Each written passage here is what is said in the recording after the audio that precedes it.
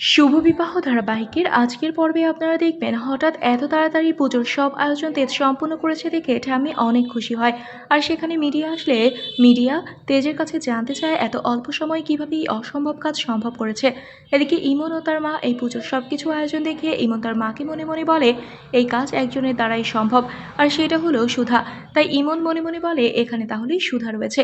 এদিকে লুকিয়ে ইমন ও তার মায়ের কথা শুনে সুধা ওখান থেকে চলে যায়। এদিকে মিডিয়ার প্রশ্নের জবাব দিতে গিয়ে তেজ মনে মনে বলে আমি ঠাম্মির সামনে সুধার নাম নিতে পারবো না, আবার সুধার জায়গায় অন্য কাউকে বসাতেও পারবো না।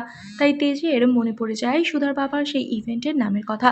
তাই সুধার কথা ভেবে সুধার বাবার সেই ইভেন্টের নাম SMB বলে দিল।